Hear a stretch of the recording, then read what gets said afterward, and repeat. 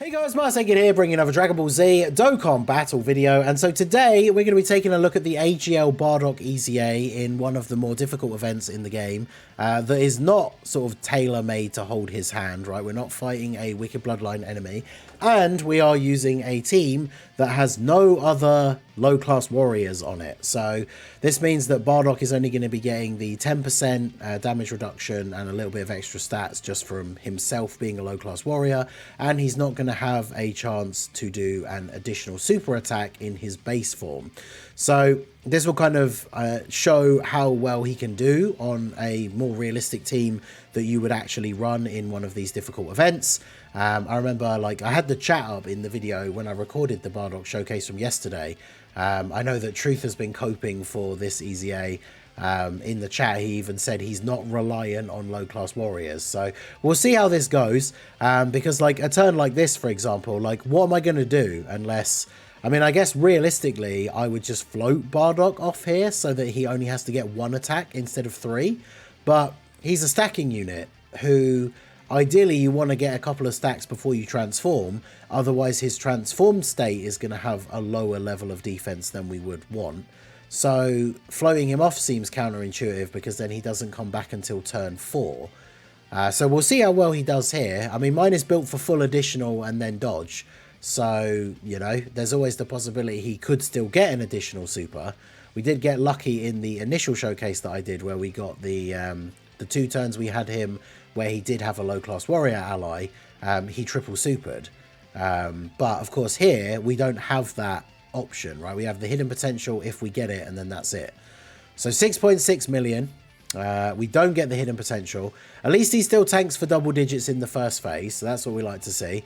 Of course, if he was taking the super, it would probably be a different story, but we'll see how we get on. Future Gohan, obviously, post-supering is going to be fine.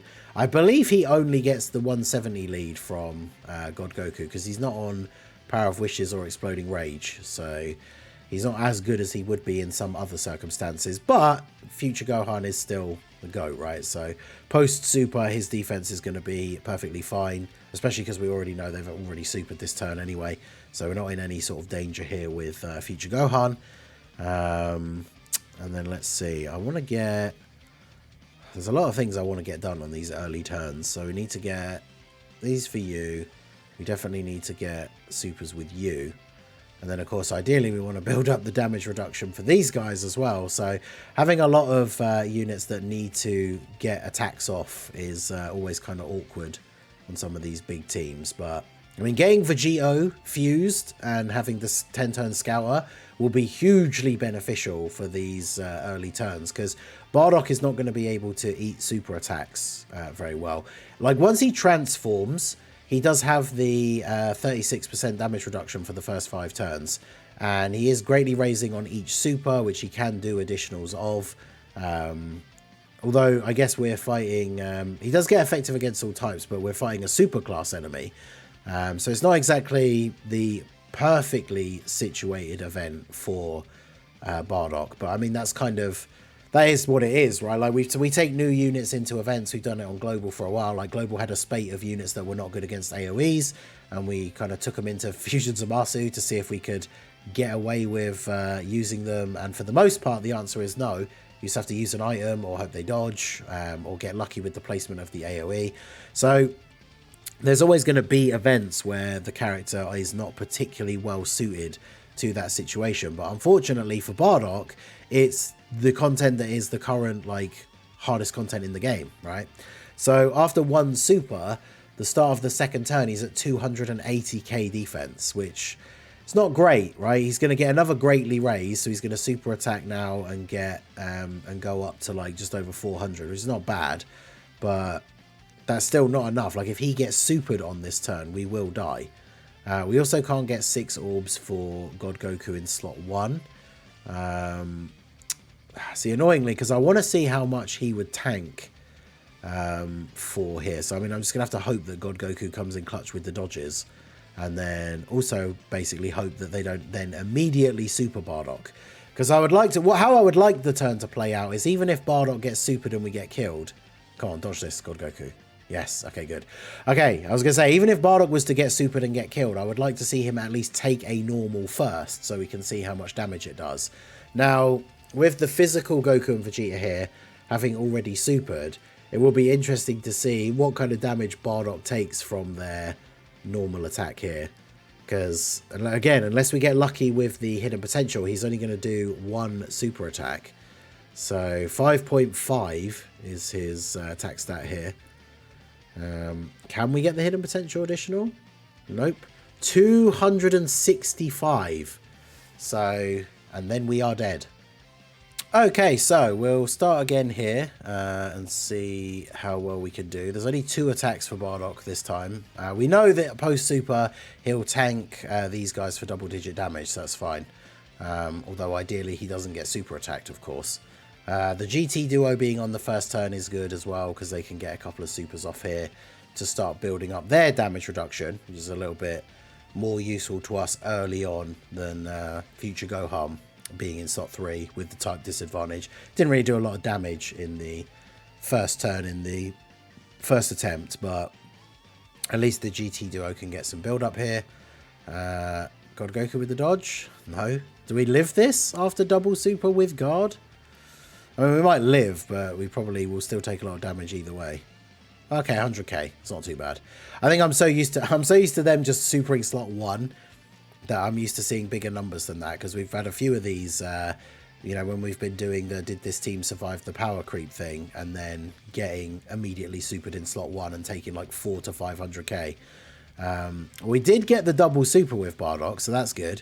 2 stacks in the first turn here. I was thinking about, after that last run, with how much damage he took from the physical boys, actually just floating him off in the first turn, but we'll see how this plays out here, because, I mean, maybe that is the move, right? Like, but again, the problem is you're going to get so few stacks. Like, if you float him off on turn 1, he's going to come back, and then you're going to be able to transform in a lot of those situations.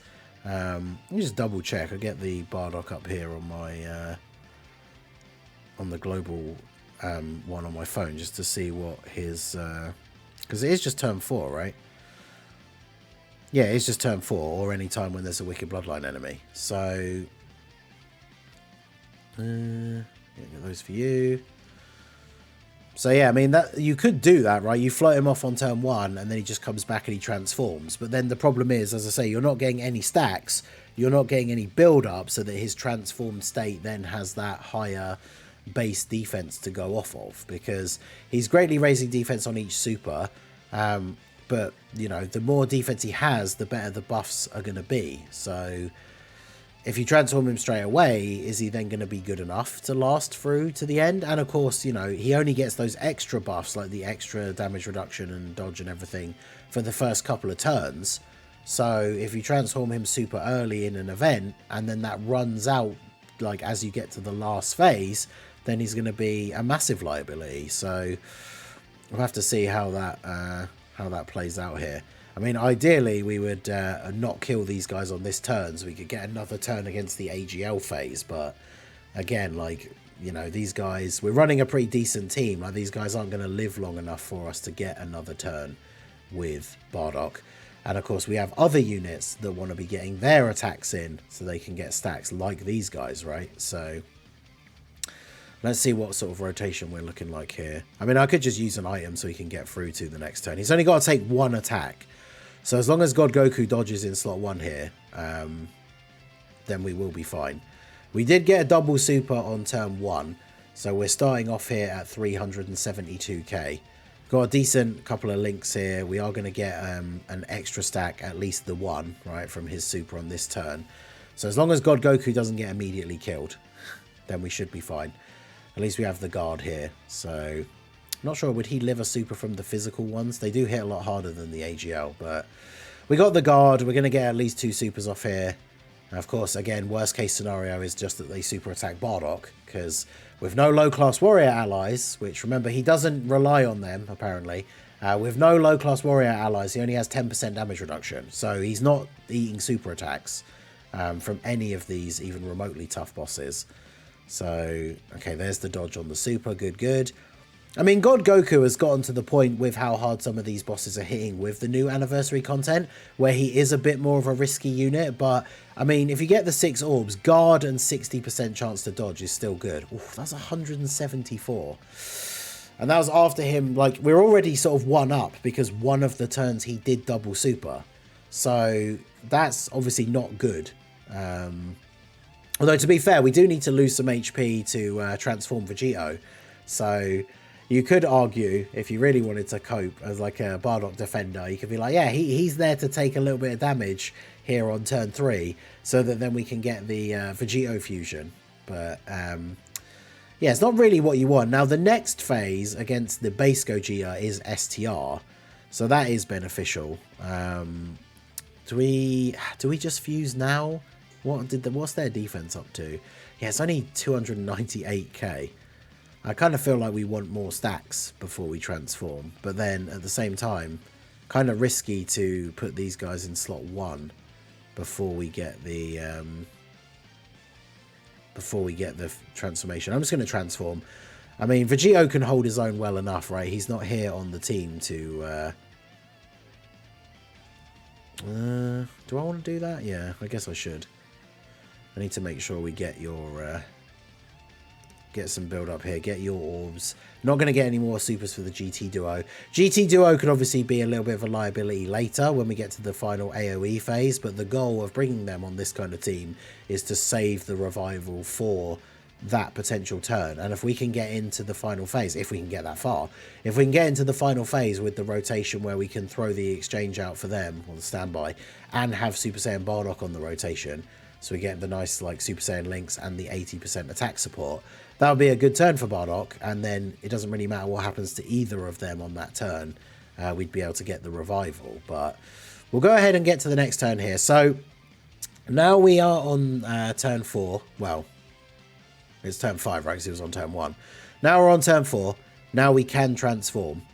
Now start of turn, after the 3 supers, we have 466k defense. So even with type advantage, like, he's getting killed by this Gogeta super. So what we will do is we'll go ahead and transform. And we go to our start of turn becomes 522k. I do kind of want to see how well he's going to eat this. So do you get any extra links from you? I don't really want to fight Float Broly, but God Goku, but no, you don't. So we'll do that. And then we'll do this. Now on this turn, it's one of those things you always kind of have to, you're always going to be choosing which of the riskier plays, right? You could put God Goku there and hope he gets the dodge, but we want to see how well Bardock can potentially tank this, right? So 9.2 million attack. We get the 50% defense raise, so he's at about 750k defense. He's got 36% damage reduction for the first couple of turns after transforming. And then we get extra defense here from the additional super, because his passive, he has the 70% chance for it to be a super. Then I believe that's the hidden potential, right? Because we don't get the guaranteed additional, we're not fighting a Wicked Bloodline enemy. So, I mean, we did get the best RNG turn and get the triple super. So, let's see. If he tanks this relatively well, then I'd be quite happy with that. But let's see how much he's going to be taking from this. 100k. I mean, that's not bad, to be fair. I wonder if God Goku, even with the guard, would potentially... Well, I suppose the guard kind of helps play it off, right? But Bardock has damage reduction, which having type advantage is essentially the same as having guard in this situation. And then, yeah, having damage reduction on top. So, definitely decent tanking from Bardock there. That was after a triple super, though, which, like I say, is his best RNG turn. He greatly raises defense on each of his super attacks. So if you had a turn where he only supered once, then obviously he is going to take more damage than that. Now, Broly can potentially just finish off Gogeta, because the scary turn for Bardock would obviously be the next phase, when you fight Super Saiyan Gogeta, who is not only tech, but can super attack twice. And that's not so much any fault of Bardock's, right? That just more comes down to the fact that he's an AGL unit.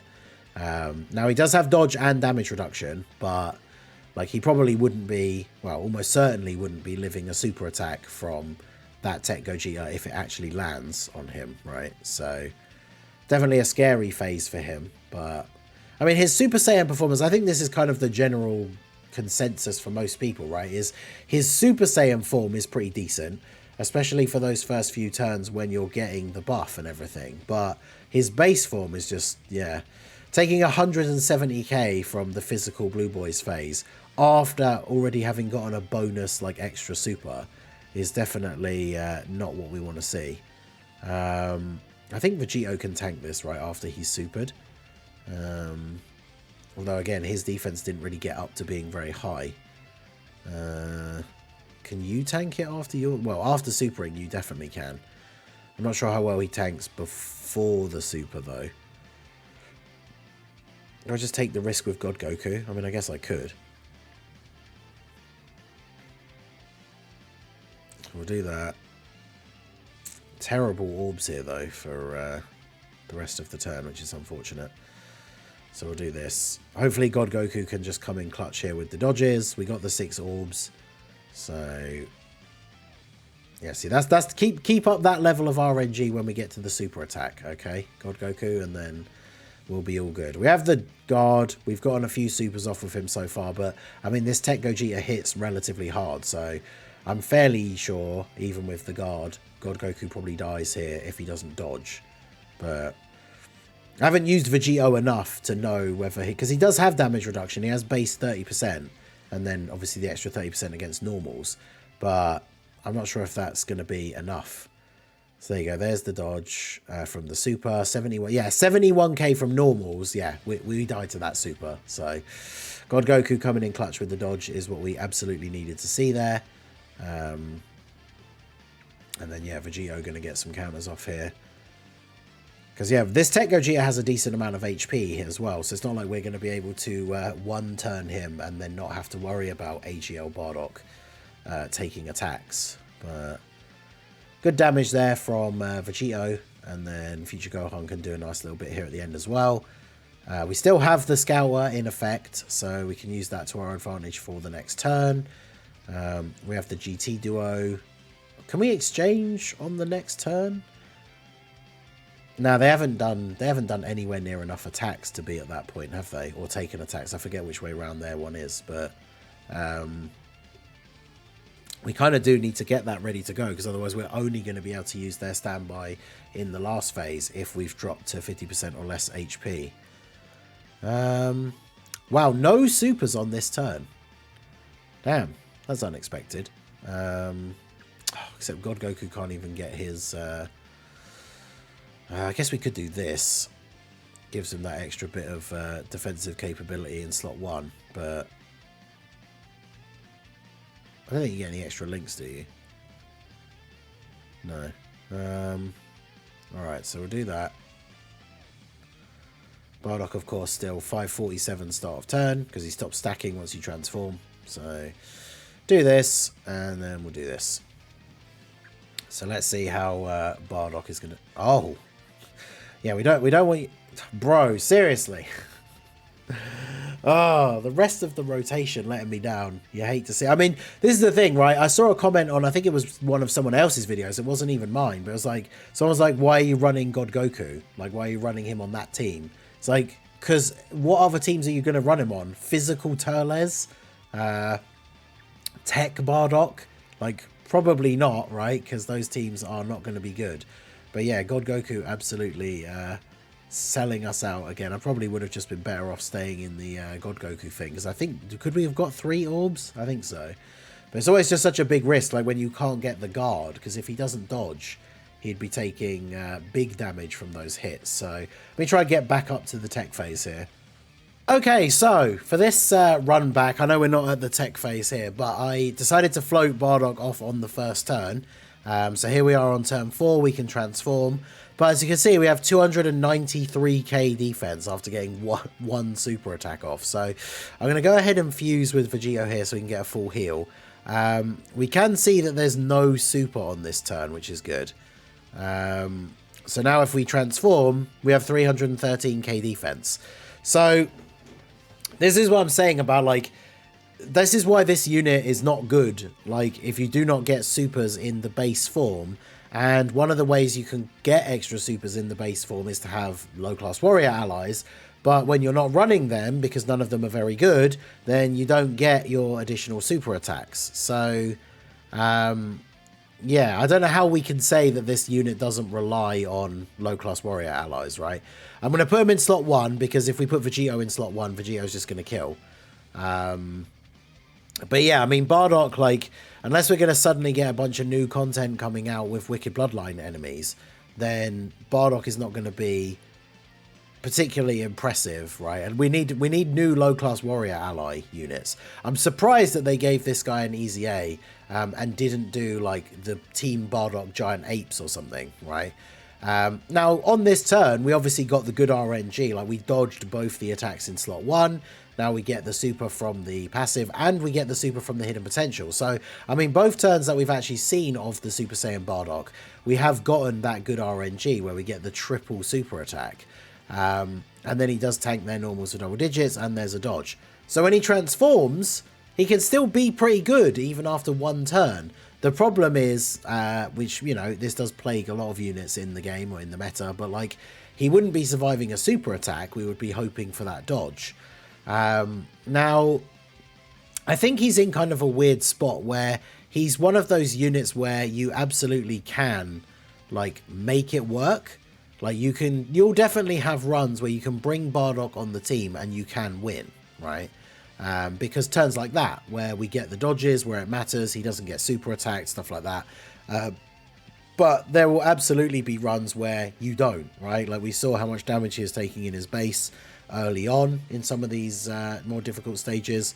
I think that the problem is not having the reliable way to get additionals in his base form.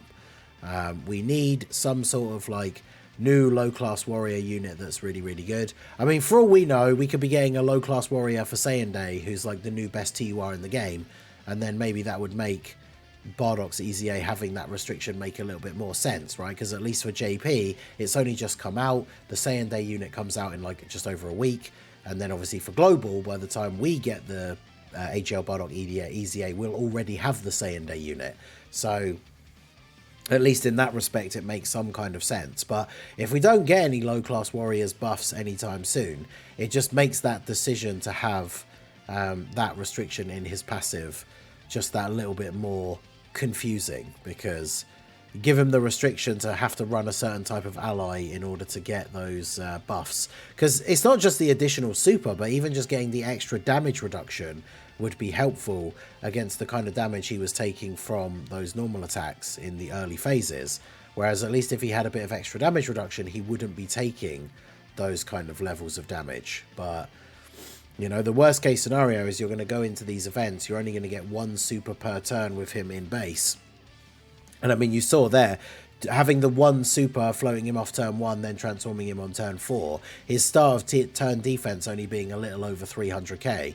He's getting 50% raise with each super, and has a little bit of damage reduction, but that's not enough for him to be able to tank super attacks.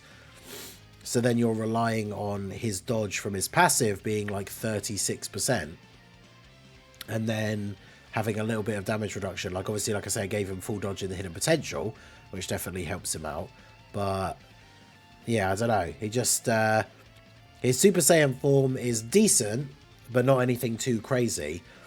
And the biggest problem with his unit is you're basically taking the risk of running his weaker base form in order to get to the Super Saiyan form, which then isn't exactly, like, game-breakingly crazy. Like, if when he transformed he was like Super Saiyan 2 Kefla level, then you could kind of balance the, like, taking the risk of his weaker base form to then get to the point where he gets to that crazy Super Saiyan form.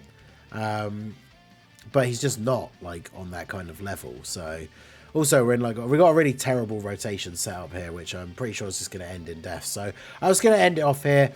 Let me know what you think of Super Saiyan Bardock now that we've taken him into a non-Wicked Bloodline enemy event with no lower class warrior allies. Let me know your thoughts on him and difficult content. How good do you think he is? Is he terrible? Is he manageable? Let me know your thoughts in the comment section. So that is going to be it for the video, guys. This has been the Masked Ningen. Smash that like button, subscribe to the channel if you are new. Check out the links down below for the Discord and the merch store, and I will see you all again soon. Have a good one.